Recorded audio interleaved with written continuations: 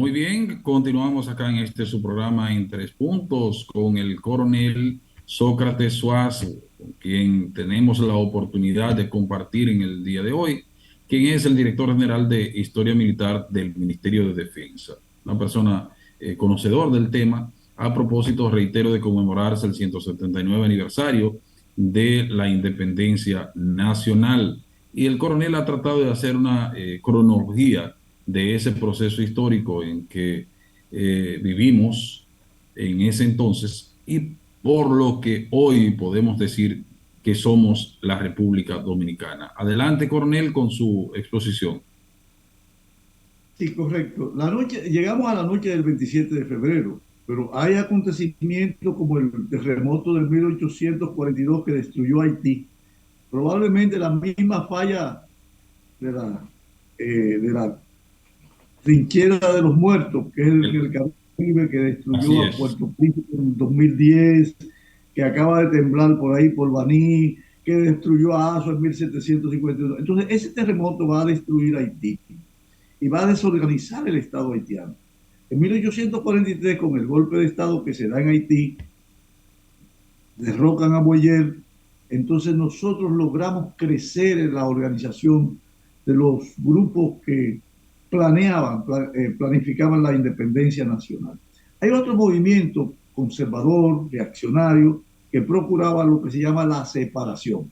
Parece ser sinónimo, separación e independencia, pero los de la independencia pura y simple son los duartistas, los que entienden que los dominicanos teníamos la capacidad, el talento, la voluntad de declararnos libres y conservar nuestra independencia.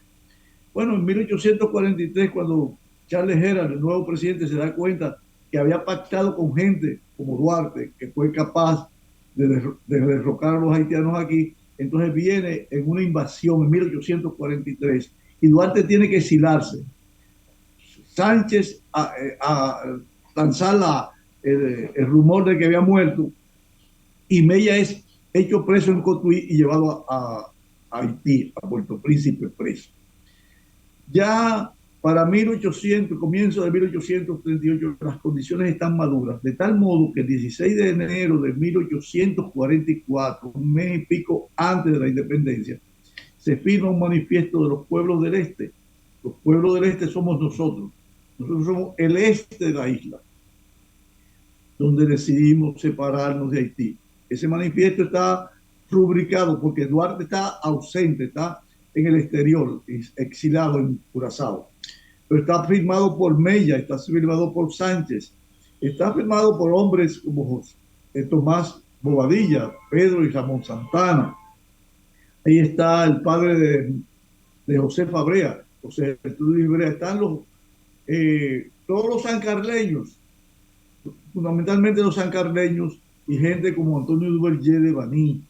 O sea, eh, bajo la jefatura política de Sánchez, de Francisco Rosario Sánchez, en ausencia de Duarte, entonces se hace una reunión el 24 de febrero, donde concurren hombres de distintos pueblos y ellos se quedan hasta el 27 de febrero y son los que van a llevar a los pueblos del interior la noticia de la proclamación.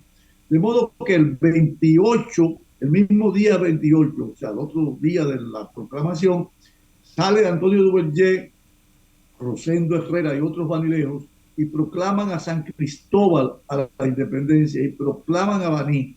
Entonces la caballería militar vanileja va hasta Asua y proclama a Asua y proclama a San Juan de la Maguana. En contra de los planes de Buenaventura Báez, que estaba en Asua propugnando por un protectorado con Francia. Pero bueno, ahí se empieza a ejercer las guerrillas que va a instalar Antonio Duvergé con Luis Álvarez, con Manuel de Regla Mota, con la caballería vanileja se quedan por el río Yaque del Sur y son las unidades guerrilleras que van a impedir que el ejército que nos invade, que nos invadió por dos puntos, nos invade por Jimaní, es decir, el centro del país, las Matas, San Juan, para llegar a Asua, y el ejército de la división de Agustín Suprón, que nos invadió por Neiva. Imaní, Neiva. Entonces viene por el camino de los lagos. Se produce el combate de la Fuente de Robeo, de las Marías, de las Jicoteas, de Río Yaque, y esas acciones guerrilleras impiden que ambos cuerpos de ejército, ambas divisiones lleguen juntas a Asua, porque no había forma con que detener a cerca de 20.000 hombres, cuando nosotros teníamos apenas 3.000 soldados recolectados desde el Ceibo, Payaguana, Monteplata, los pueblos que están alrededor de la capital, San Cristóbal, Baní y Ocoa, y los hombres del sur, que no era muy poblada la población. De modo que vamos a coronarnos con el éxito de la batalla de Asua del 19 de marzo. Y luego la flotilla nacional, las goletas artilladas con Magiolo, con Juan Bautista Cambiaso y Juan Alejandro Acosta, vamos a derrotar a la flota haitiana que estaba abasteciendo a los soldados que estaban en Asua, porque después de la batalla de Asua del 19 de marzo, el ejército dominicano se retiró hasta Sabanagüey para cubrirse, protegerse con la sierra del Número. Entonces ahí, en ese combate naval que se llama la batalla de Tortuguero, hundimos a la flotilla haitiana. Es la primera victoria de la Armada o la Marina de Guerra Dominicana en la guerra de independencia, y es un importante aporte que hicieron los hombres de la Armada o de la Marina de Guerra. Coronel, Seguimos. coronel, usted habló de la Sí, batalla del 19 de marzo. Podríamos decir que fue la primera gran batalla en defensa de la República Dominicana contra el ejército haitiano que se libró en esa fecha, como usted acaba de decir, sí, posterior al sí. 27 de febrero. Usted lo está diciendo con mucha propiedad, porque ahí concurrimos hombres de todo el este, todo lo que es la costa caribeña, toda la costa sur, todos los hombres del este que llegaron con Pedro Santana, su ejército de peones y de ateos, la, la, la caballería vanileja que fue sumamente importante, el batallón de San Cristóbal que fue determinante, la gente de Ocoa que bajaron de la sierra a combatir ahí. Tiene un acierto extraordinario cuando señala eso como nuestra gran primera batalla, que le dio confianza a nuestro ejército.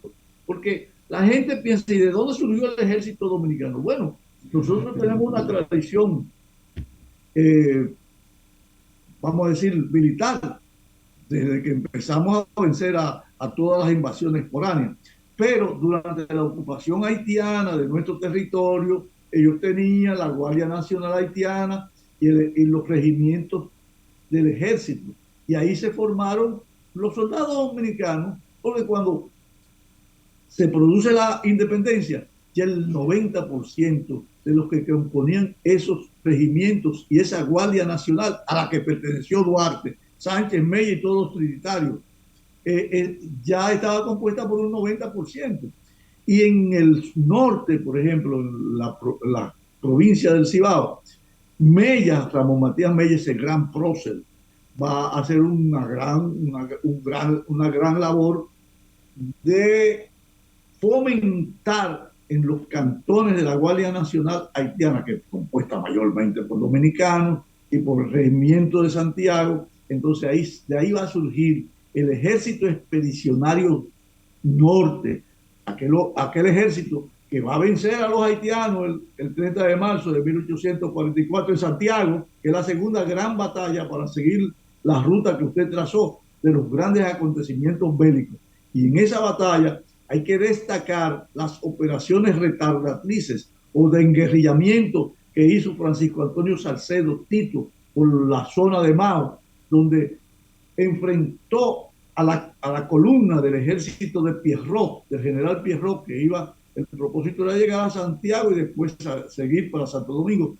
Y entonces ese Tito Salcedo, con cerca de 500 hombres, va a hacer una operación militar espléndida de retener, dispersar de algún modo el empuje de la masa haitiana, porque como ellos tenían una superioridad numérica como país, que tenían como 600.000 habitantes para la época, mientras nosotros apenas teníamos como 150.000 habitantes en todo el territorio nacional.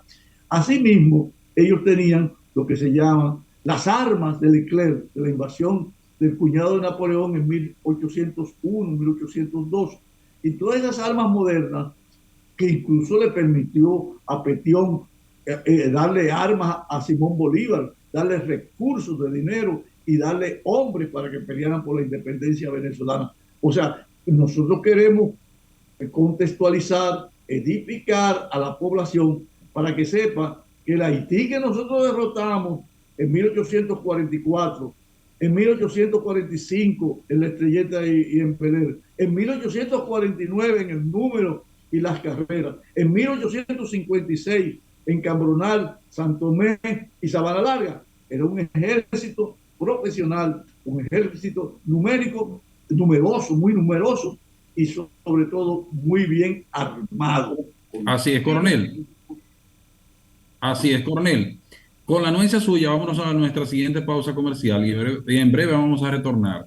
Y me Bueno, gustaría ver también cuál es la opinión suya respecto al papel que jugó Pedro Santana y de igual forma la retirada o esa estrategia militar que se armó acá en la República Dominicana en ese momento ya para derrotar al ejército haitiano dirigido por el general Pierrot, por ejemplo, que usted acaba de mencionar, y que luego los nuestros pues lo hicieron que se retirara nuevamente a Haití. Y de igual manera, ese regreso de él hacia Haití, como sucedió y las consecuencias que pudimos también tener al momento de su retirada. Pero después de la bueno, pausa comercial.